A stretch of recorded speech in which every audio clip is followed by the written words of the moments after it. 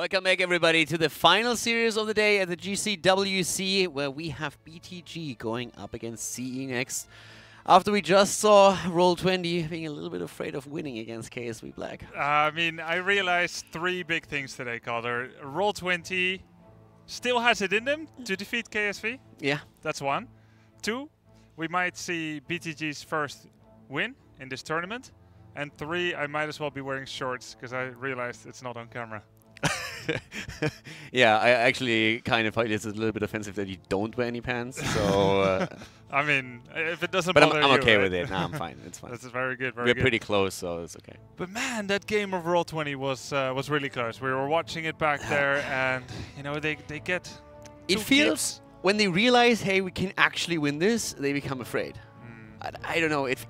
After Kerosene went down, I was just like, boys, this is it. Yeah, I mean, you know, I don't know if it's fear. I mean, there's many things to be said about it. There's probably 4 different ways they can go after they get that keep. They can try to get the mid keep. They can try to go core like they did. They can do a slow siege. Or maybe they go back and they just say, good, we're up 1 keep. Either way, they were in a good position. But I think the core itself was not a mistake.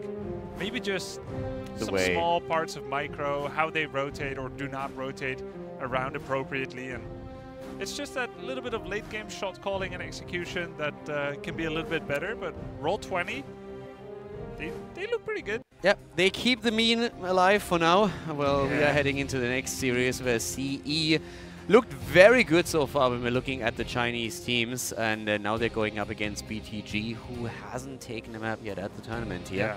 They've been looking a little bit better when they were playing against SPT in particular, doing actually some really nice moves, and I feel their drafting has certainly improved. Oh yeah. But overall, they don't seem to be yet in a position where they can actually claim maps. That might change here in the series against CE, who have still a very good shot of establishing themselves as the more dominant team at the tournament so far. So the series is going to tell us a lot about the power level in the Chinese region. Yeah, very much so. And how, again, how BTG can perform in a derby against another Chinese team.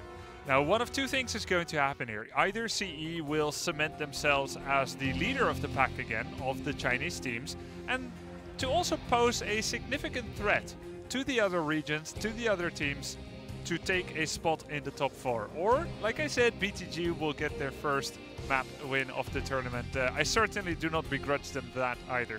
Yeah, I would love for BTG to take a few maps here and really just show that the work ethic that they have shown since they arrived here pays off finally for them.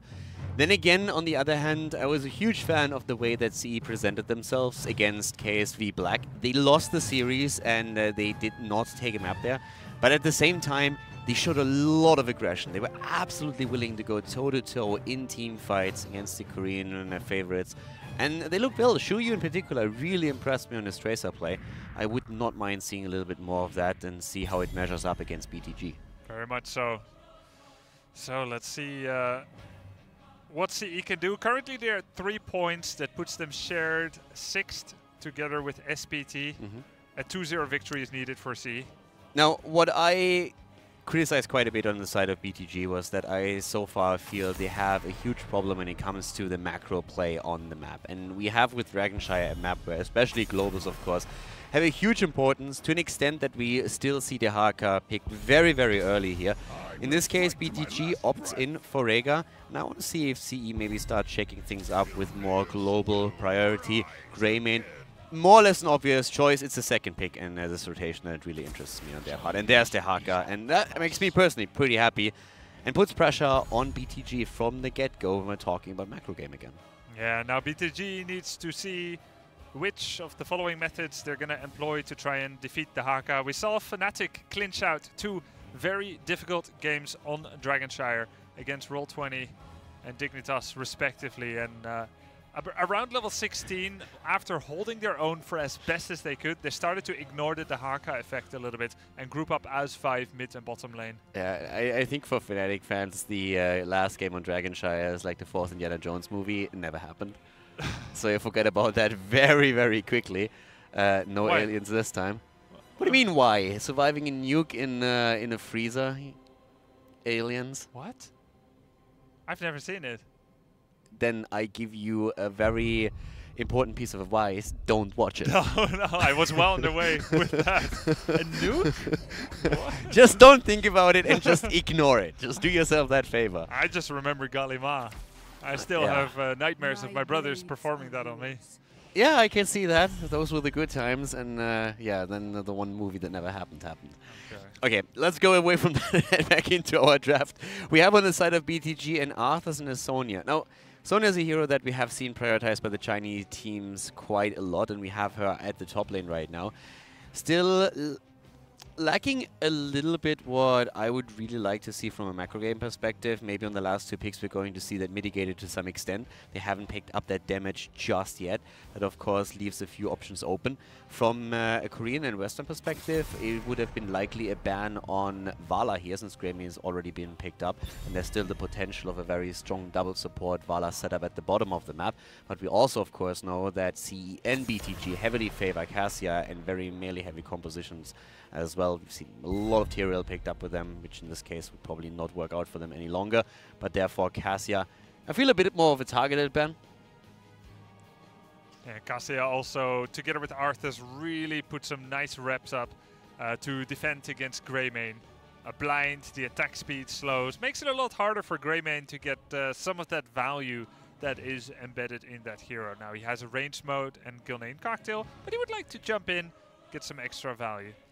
Sonya's entrance here into the draft is interesting because as much as she has been a very top pick in both competitive and Hero League, and her Poison Spear isn't even nerfed yet, that patch isn't live, she's just dropped off a lot in this tournament, being replaced somewhat by Junkrat as one of those top 3 solo laners. So pretty cool to see that. Also gives the option of Leap for BTG if they want to go into some kind of hyper-aggressive flip-the-switch kill comp. And one of the heroes we haven't seen yet is ETC.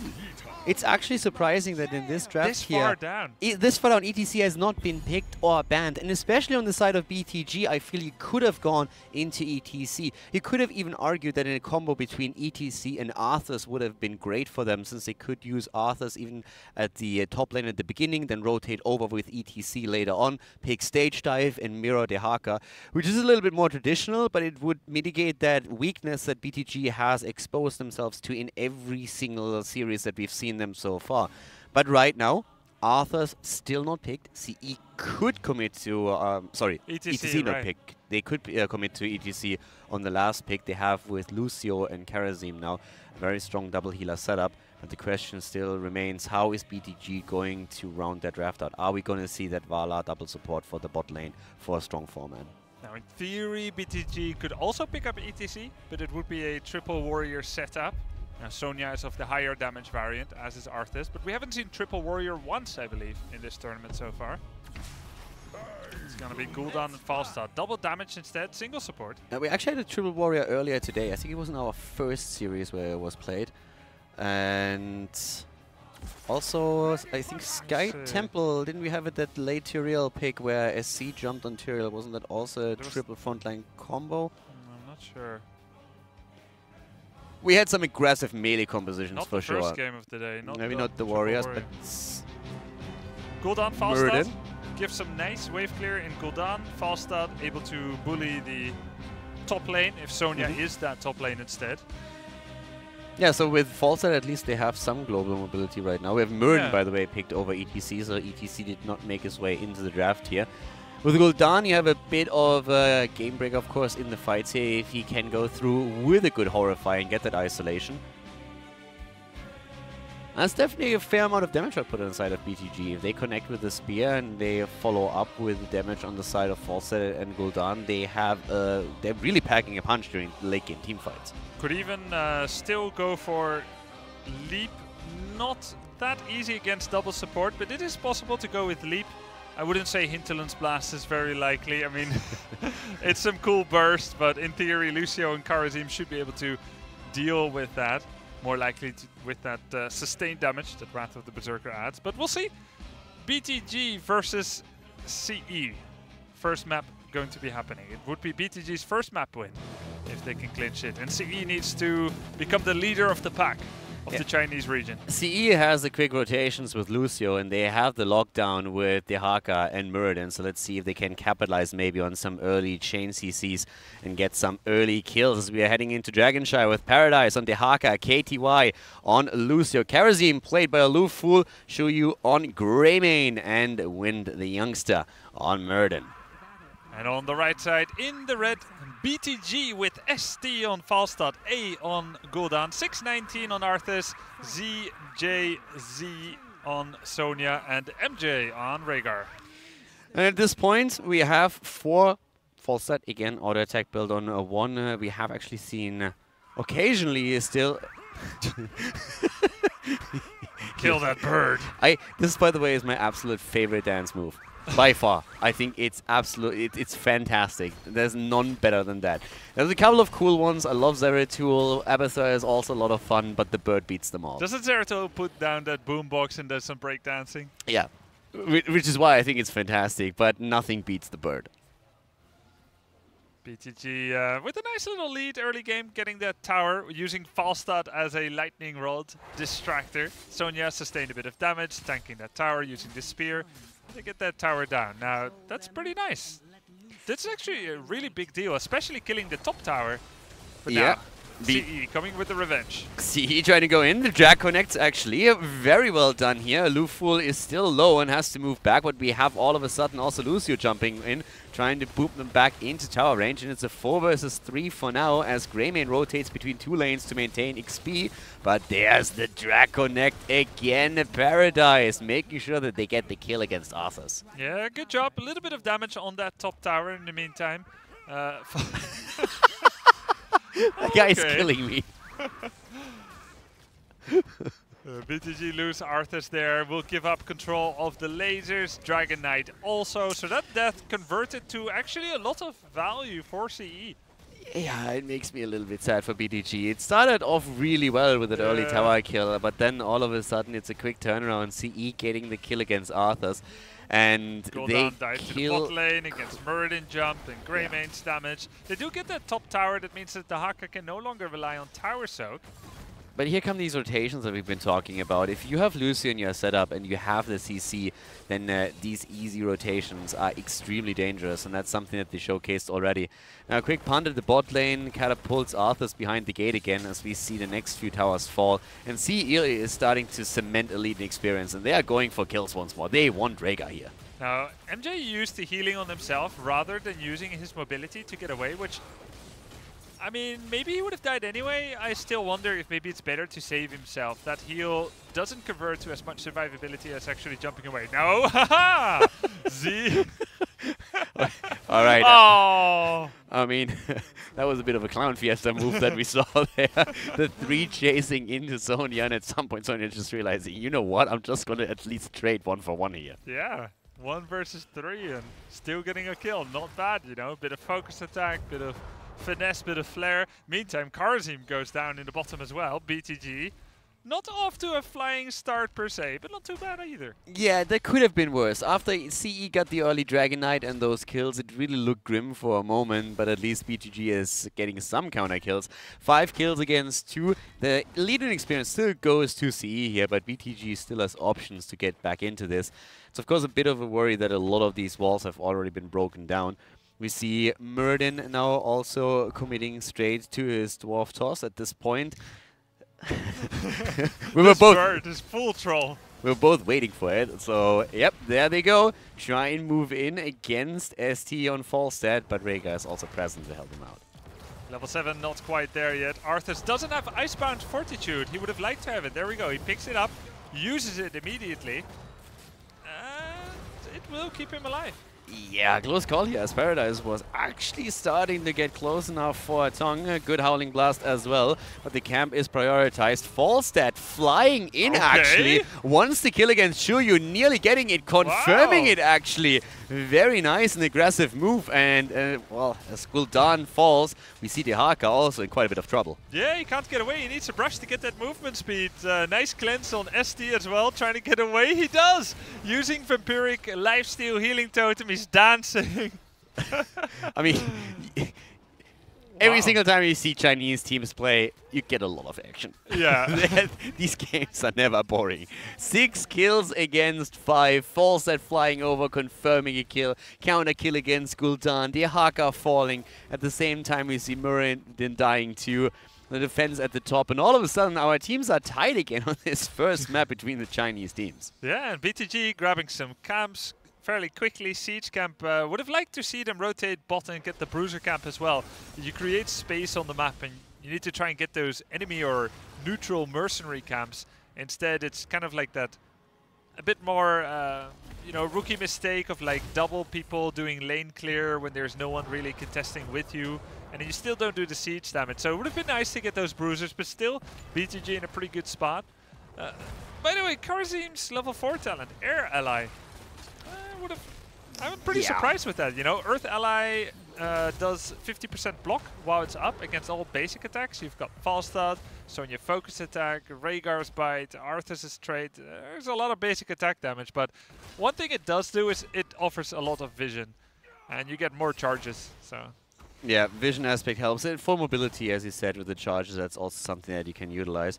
By now, we have again a move on to Rhaegar, and he already gets isolated. We have even Shuyi now moving in as well, and that should be a confirmed kill against him. They go in and take him down. Arthur's also present. The 7-sided is started, and they're trying to get the kill, but he's still able to move out. Horrifying. Nice attempt, but just not good enough to push someone into the fort range. Yeah, the Horrify actually landed as Muradin already initiated his jump, and apparently it keeps pushing him away in that sense. It doesn't interrupt and ground him, unlike some of the other tools, you know, like displacement and stunts. They will just ground him immediately.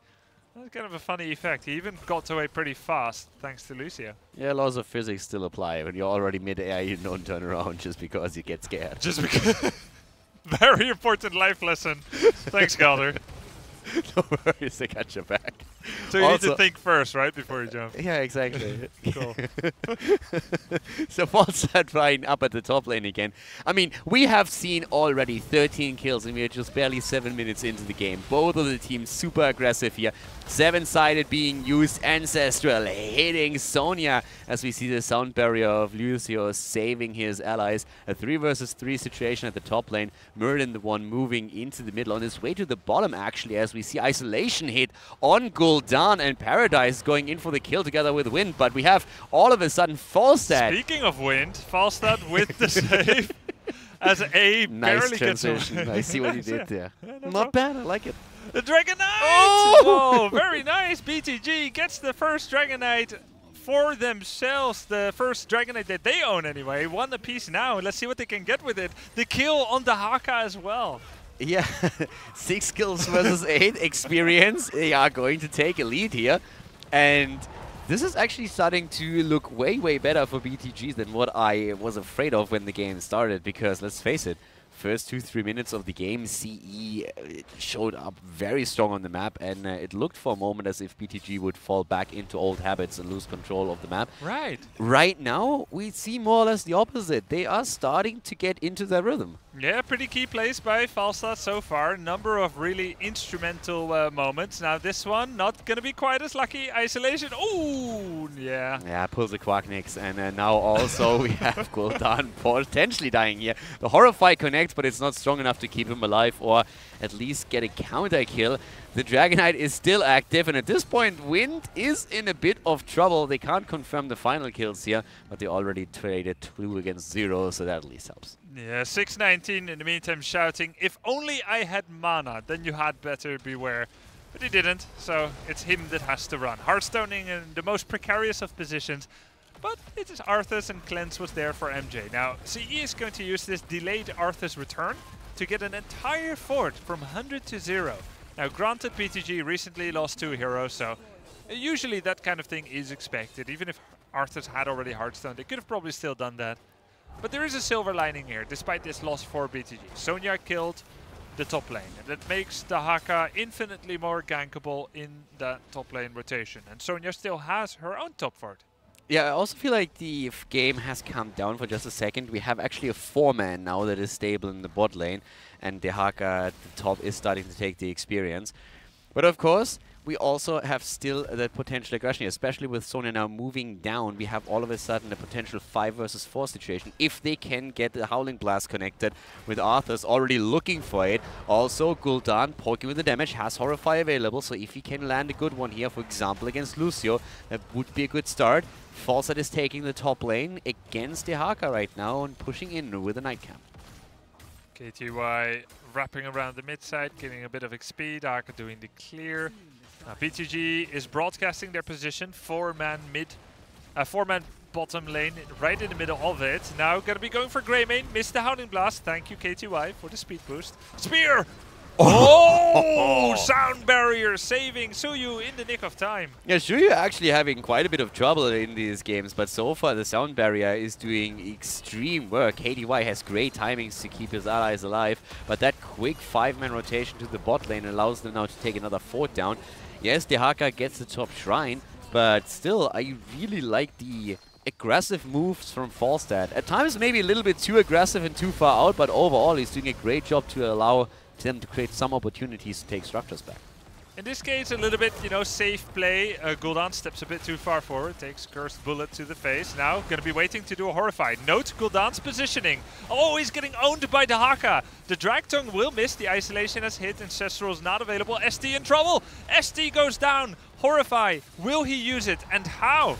The bird is down, and we have at the same time Gul'dan falling, not even committing to the Horrify at any of these instances. Muradin dies as well, but the immediate counter kill against Rhaegar, and now we are looking all of a sudden as Arthur's being the sole survivor of this slaughter down at the bot lane, able to move out. CE picks the 16, and now they can go for the Dragonite Grubby. And Arthur started it all, Calder. He's the only one to stay alive, but he was a bit too far forward, needing Ancestral. Ultimately, Ancestral, yeah, well, I mean, he started the fight and it looked okay for a bit, but Horrify wasn't even used because he didn't have mana. The only way he would have had mana was life tap, just like in Hearthstone, when you're on 2 life, you cannot draw a card. And so it was like that for Gul'dan. Now, BTG, they'll be looking for level 16. Falstad will get that at the top, and then they'll try and make a defense. And Falstad may be able to jump in and do a really cool Mighty Gust engage into their own fort if the wall is opened. He's certainly not afraid of that move. We've seen that a few times now already. But at this point, a level lead for CE. They're starting to gain some extra experience by dropping now the inner towers. And that's a big problem. Oops. Quick kill against Sonya as she's found out. Greymane and especially, of course, Muradin locking that stun in. So that was fantastic, and this could actually just accelerate that push at the bot lane for CE even more. Horrify, Ancestral Healing. Now this is great when you can bait out heroic abilities with just your basics. Yeah, and talking about heroic abilities, that was huge commitment already done. And now with Isolation being used, Arthur's goes down as well. CE is starting to really run the show here. BTG had some very cool moments, but at this point it's just CE's experience is too much. A quick double kill, that's going to be, this is going to confirm keep. Yeah, CE is playing with them constantly, pretending to pull back, baiting BTG in again, and BTG think just because someone is running, therefore they are probably the prey, but it couldn't be any more wrong. CE turns around, becomes the predator, gets another kill, chains the deaths of BTG, and will confirm the kill on the core here, winning the first map. Yeah, and with 19 kills against 7, a 13-minute game, make that 20-7, which means that we have 2 kills per minute. That's a pretty good ratio. Definitely a hero brawler. Yeah, definitely a China versus China game. As much as the 2 versus 3 takedown situation at this level was a Dignitas versus Fnatic European game. Also on Dragonshire. A vastly different style, high octane, definitely without any fear from both BTG and CE, but it's CE that's going to be coming out on top this time. Yeah, not afraid to trade damage here. I mean, I'm really sad for BTG. Win! The last time when they played, they were just not respecting Illidan enough in a fight that they already won, and they get cleaned up, and what looked like a 1 map all of a sudden turns into a loss. Here against CE, after the early game, they actually really came into their own. I thought for a moment, okay, they're starting to find a rhythm here. They show a bit too much aggression, they overextend slightly, but overall the aggression is something that they're obviously very, very comfortable with. CE was pressured, BTG looked like maybe they could make the difference here, but then the game didn't have to end here. You didn't even have to lose your keep at that position, so Yeah. it was a bit unfortunate for them. I feel they get better, or is it just my imagination? I mean, I think the drafting definitely got a lot better from, if we look at day 1 to 3 and now day 4, 5. You know, the play is better too. The results are a little better. There's just too many rough edges. They aren't huge rough edges sometimes, but there's too many of them. You know, Falstad played great here. Sonya had a lot of good moments. I think Rhaegar did what he had to. This time Arthur was a little bit too far out, and it started this big chain of events of losses. But ultimately, it's not just one player's fault here and there. It's what you do when you make a mistake. How do you limit your losses? And this requires restraint, discipline, and experience, and, you know, good shot calling. Discipline is something that they're still a bit lacking here. KDY, by the way, a well-deserved MVP in my opinion. I was wondering for myself who I would actually use MVP, and KDY makes a lot of sense. He had so many moments where he saved, especially Shuyo on Greymane, made sure that he didn't die, and just with the sound barrier allowed them to go and re-engage into the fight and get their kills.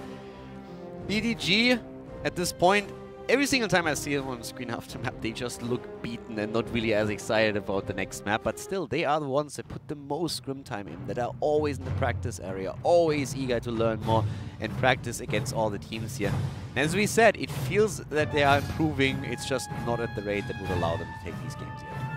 Well, let's see what they can try to do on the next